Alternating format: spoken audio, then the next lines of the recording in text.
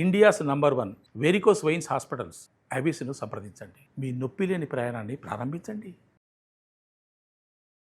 వాగర్థావివ సంపృక్తౌ వాగర్థ ప్రతిపత్తయే జగతః పితరౌ వందే పార్వతీ పరమేశ్వరౌ.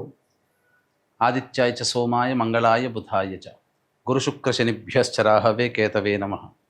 శృంగేరి జగద్గురు పీఠాధిపతులకి, కంచి పీఠాధిపతులకి నమస్కారములు తెలియజేసుకుంటూ కార్యక్రమాన్ని ప్రారంభిద్దాం.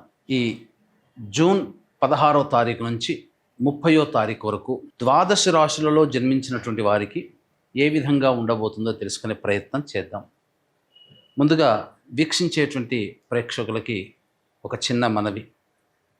చాలామంది ఎంతో గొప్పగా ఆదరిస్తూ వస్తున్నారు ఈ యొక్క రాశుల ఫలితాలకు సంబంధించి. ప్రతి 15 రోజులకు ఒకసారి చేస్తూ ఉన్నాం. అయితే కొంతమంది ఈ చెప్పినటువంటి ఫలితాలు మాకు వ్యతిరేకంగా జరుగుతున్నాయి అనేటువంటి యొక్క అంశము, ఎందుకు మాకు జరుగుతున్నాయి అనేటువంటిది కూడా బాధను వ్యక్తం చేస్తున్నారు. అయితే గమనించినటువంటి అంశం ఏంటంటే, చాలామంది కన్ఫ్యూజన్ అనేటువంటిది అవుతున్నారు అనేటువంటిది.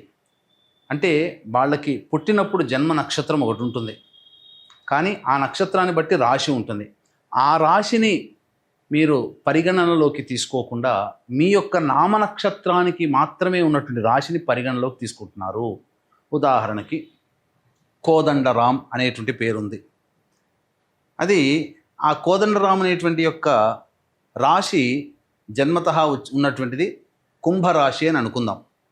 కానీ కోదండరాం అనే పేరుంది కాబట్టి కేకో హాహి పునర్వసు కాబట్టి మిథున రాశి ఫలితాలని చూసుకుంటున్నారు. జన్మించిన రాశి ఏమో కుంభరాశి అయినప్పుడు నామనక్షత్రం ప్రకారం చూసుకునేటువంటి యొక్క మిథున రాశి ఫలితాలు ఎలా సరిపోతాయి? అది ఒక తప్పు జరుగుతుంది. తెలియనటువంటి రెండవ తప్పు ఏంటంటే, చాలామంది ఈ వెస్ట్రన్ ఆస్ట్రాలజీని ఎక్కువగా ఫాలో అవుతున్నారు. చాలా చోట్ల రాశి ఫలితాల్లో మీకు ఏం చెప్పబడి ఉంటుంది?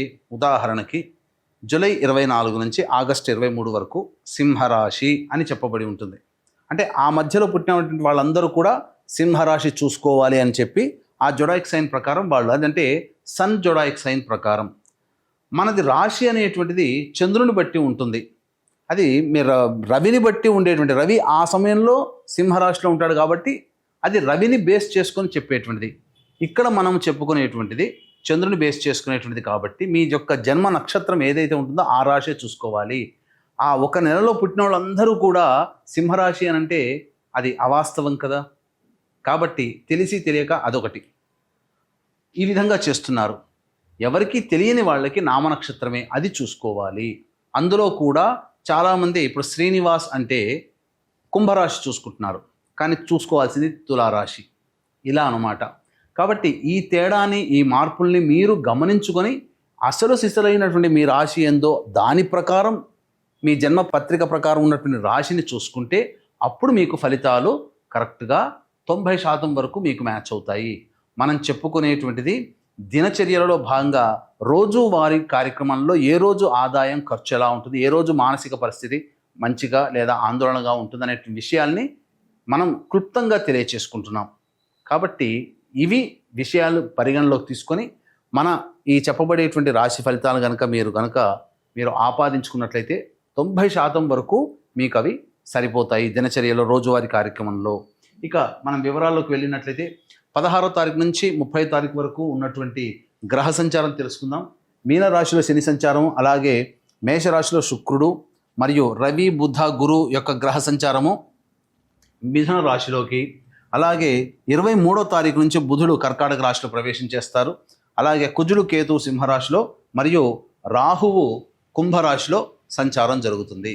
దీనిని బట్టి ఈ 12 రాశుల వారికి ఏ విధంగా ఉండబోతుంది 16వ తారీఖు నుంచి మరియు 30 జూన్ వరకు అని తెలియజేసుకుందాం. ద్వాదశ రాశుల్లో భాగంగా మొదటిదైనటువంటి మేషరాశిలో జన్మించినటువంటి వారికి 16 జూన్ నుంచి 30 జూన్ వరకు ఏ విధంగా ఉండబోతుందో తెలుసుకునే ప్రయత్నం చేద్దాం.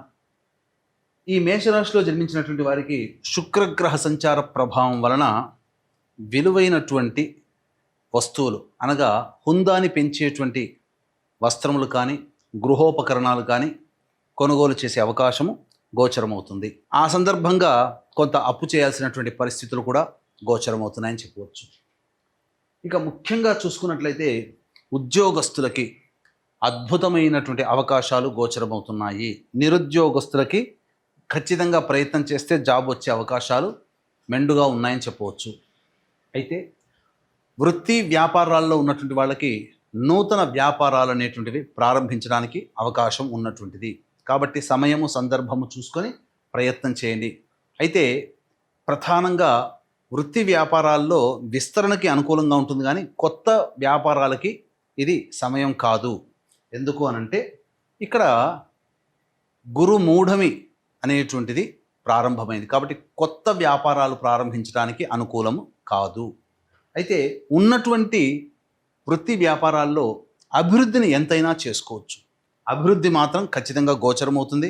అలాగే ఈ సంబంధించినటువంటి ప్రభుత్వ పరముగా లావాదేవీలు జరిపేటువంటి వ్యాపారస్తులకి ప్రభుత్వ పరంగా రావాల్సినటువంటి రాని బాకీలు కానీ బిల్స్ శాంక్షన్ అవ్వడం కానీ జరుగుతాయి. ప్రభుత్వం నుంచి ఒక లబ్ధిని పొందుతారు. ఆల్రెడీ ఉద్యోగం చేస్తున్న వాళ్ళైతే అదనపు బాధ్యతలతో మంచి భవిష్యత్తు కలిగినటువంటి డిపార్ట్మెంట్లో మీరు చేరుతారని చెప్పవచ్చు. ఇక ఈ సంబంధించినటువంటి మేషరాశిలో జన్మించినటువంటి వారికి 22వ తారీఖు వరకు కూడా సంపూర్ణంగా బుధుడు అనుకూలంగా ఉంటూ నూతన వ్యక్తుల పరిచయాన్ని కలగచేయడం, తద్వారా ఆనందకరమైనటువంటి జీవితము, చేస్తున్నటువంటి పెట్టుబడులకు సంబంధించి ధనలాభం కూడా లభించడం అనేటువంటిది బుధగ్రహ సంచార ప్రభావం. అయితే ఈ గురువు కూడాను ఇదే మిథున రాశిలో సంచారం చేస్తున్నటువంటి కారణం చేత ఈ సంబంధించినటువంటి మేషరాశిలో జన్మించినటువంటి వారికి ప్రధానముగా కొంత ధన నష్టము సూచిస్తుంది. కాబట్టి డబ్బు వ్యవహారాల్లో ఉన్నప్పుడు ఇతరులని నమ్మి డబ్బు అప్పుగా ఇవ్వడం అనేటువంటిది చేయకుండా ఉండడమే మేలనేటువంటి విషయాన్ని గమనించుకోవాలి. అయితే 23వ తారీఖు నుంచి ఈ సంబంధించినటువంటి బుధుడు ప్రవేశం చేస్తున్నటువంటి కారణం చేత సంపూర్ణముగా యోగదాయకమైనటువంటి పరిస్థితుల్లో ఉంటారు. ఇక గమనించుకున్నట్లయితే ఈ సంబంధించినటువంటి కుజ సంచార ప్రభావము, కేతుగ్రహ సంచార ప్రభావం మేషరాశి వారికి అనుకోని కష్టాలు తీసుకొని వచ్చే అవకాశం ఉంటుంది. ఆలోచన చేసినటువంటి పనులన్నీ కూడాను నత్తనడకన సాగుతాయి. మీరు అనుకున్నది ఒకటిదే, జరిగేది ఒకటిగా ఈ కుజ కేతుగ్రహ ప్రభావం వలన గోచరమవుతుంది. శని ప్రభావము ఆల్రెడీ ఏలిన నాడు శని ప్రభావం అనేటువంటిది ఈ మేషరాశి వారికి ప్రారంభమైంది, కాబట్టి పనులలో కాస్త నెమ్మదిస్తాయి. కాబట్టి ఎక్కువగా శ్రమించాల్సినటువంటి పరిస్థితి అని చెప్పవచ్చు.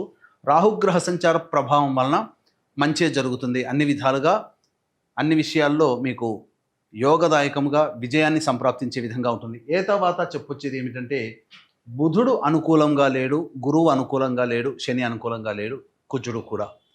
కాబట్టి ఓవరాల్గా మిశ్రమమైనటువంటి ఫలితాలు ఈ మేషరాశిలో జన్మించినటువంటి వారికి ఉంటుంది.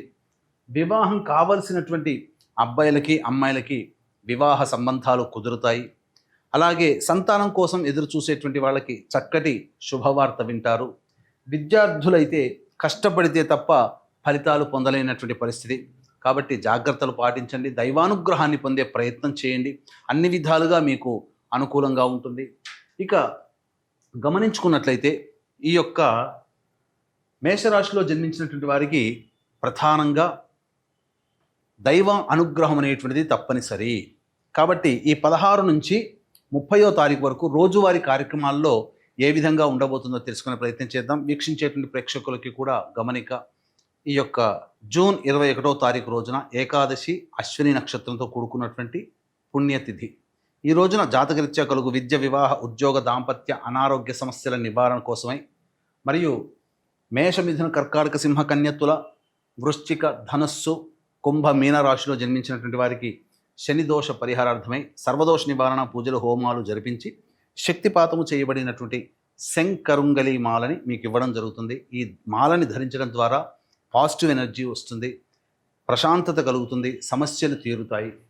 ఇక రోజువారీ కార్యక్రమంలో భాగంగా 16వ తారీఖు రోజున చేస్తున్నటువంటి 16, 17, 18 ఈ 3 రోజుల్లో చేస్తున్నటువంటి కార్యక్రమాల వలన మీకు అభివృద్ధి కలుగుతుంది, ధనప్రాప్తి గోచరం అవుతుంది. అలాగే రాని బాకీలు వసూలవుతాయి. అన్ని వృత్తి, ఉద్యోగ, వ్యాపారాల్లో ఉన్నటువంటి వాళ్ళకి శుభ సూచకంగా చెప్పబడి ఉంది. ఇక 19, 20వ తారీఖులో కనుక చూసుకున్నట్లయితే అనుకోని ప్రయాణాలు గోచరమవుతున్నాయి. అలాగే నిద్రాభంగము అనగా సరిగ్గా నిద్ర పట్టకపోవడము, అలాగే ప్రతి పని యందు కూడాను ఆటంకాలు ఏర్పడుతుండడం గోచరమవుతుంది.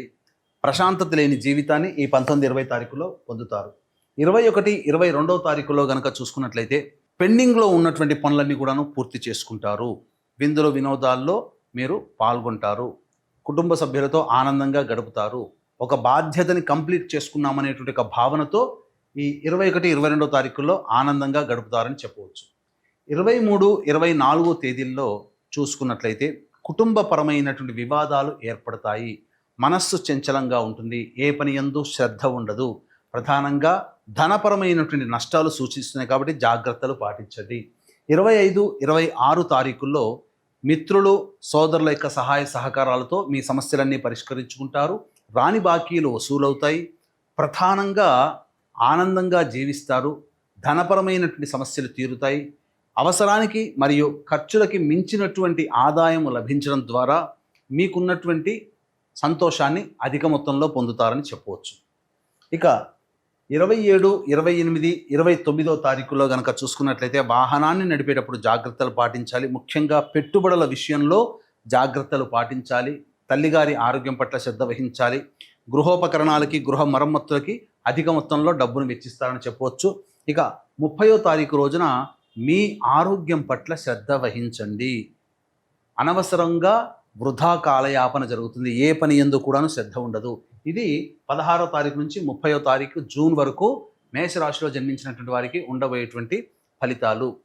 ఇక ఈ మేషరాశిలో జన్మించినటువంటి వారికి సమస్యలు అనేటువంటివి ఉన్నప్పుడు ఈ సమస్యల పరిష్కారం కోసం సుబ్రహ్మణ్య భుజంగ స్తోత్ర పారాయణం, సూర్యారాధన ప్రతిరోజు చేసినట్లయితే చాలా మటుకు సమస్యలు తగ్గుముఖం పడతాయని చెప్పవచ్చు. ఇప్పుడు చెప్పబడినటువంటి సమస్యల కంటే ఇంకా ఎక్కువ సమస్యలతో మీరు బాధపడుతున్నట్లయితే దగ్గరలోని మంచి ఉపాసనా పరులైనటువంటి జ్యోతిష్యులను సంప్రదించి వారి సలహాలు సూచనలు కనుక పాటించినట్లయితే మరింత మెరుగైనటువంటి జీవితాన్ని పొందుతారని తెలియజేస్తూ సర్వం శ్రీ ఉమామహేశ్వర పరబ్రహ్మార్పణమస్తు.